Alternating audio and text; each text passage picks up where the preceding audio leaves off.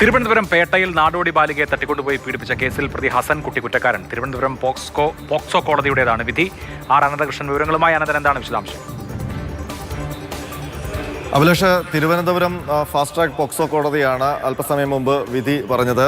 തിരുവനന്തപുരം പേട്ടയിൽ നാടോടി ബാലികയെ തട്ടിക്കൊണ്ടുപോയി പീഡിപ്പിച്ച കേസിലാണ് തിരുവനന്തപുരം ഇടവ സ്വദേശി കബീർ എന്ന ഹസൻകുട്ടി കുറ്റക്കാരനാണെന്ന് കോടതി കണ്ടെത്തിയിരിക്കുന്നത്.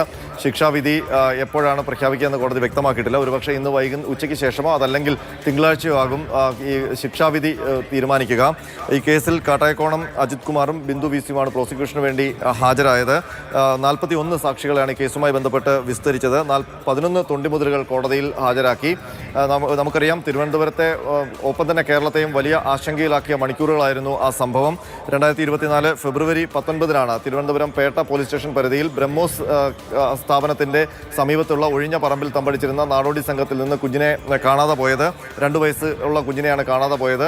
തുടർന്ന് പോലീസും നാട്ടുകാരും മാധ്യമപ്രവർത്തകരും ഒക്കെ വലിയ തോതിൽ അന്വേഷണം നടത്തി. പിന്നീട് ഒരു ദിവസം കഴിഞ്ഞ് വൈകുന്നേരത്തോടെയാണ് ബ്രഹ്മോസിന് സമീപത്തെ ആളൊഴിഞ്ഞ പറമ്പിൽ റെയിൽവേ ട്രാക്കിന് സമീപത്തെ ഒരു കുഴിയിൽ അബോധാവസ്ഥയിൽ കുഞ്ഞിനെ കണ്ടെത്തിയത്. പിന്നീട് CCTV കേന്ദ്രീകരിച്ചുള്ള അന്വേഷണത്തിലാണ് പ്രതി ഹസൻകുട്ടിയെ കണ്ടെത്തിയത്. പിന്നീട് ഇയാൾ പോലീസിനോട് പറഞ്ഞത് ഈ കുഞ്ഞിനെ തട്ടിയെടുത്തു കൊണ്ടുപോയി പീഡിപ്പിച്ചു എന്നുള്ളതാണ്.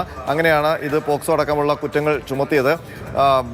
ആ കേസിലാണ് ഇപ്പോൾ വിധി വന്നിരിക്കുന്നത്. ഹസൻകുട്ടി കുറ്റക്കാരനാണെന്ന് കോടതി കണ്ടെത്തിയിരിക്കുന്നു. നാടോടി ബാലികയെ തട്ടിക്കൊണ്ടുപോയി പീഡിപ്പിച്ച കേസിലാണ് കുറ്റക്കാരനാണെന്ന് കണ്ടെത്തിയിരിക്കുന്നത്. അപ്പോൾ അതിന് തക്ക ശിക്ഷയാകും കോടതി വിധിക്കുക.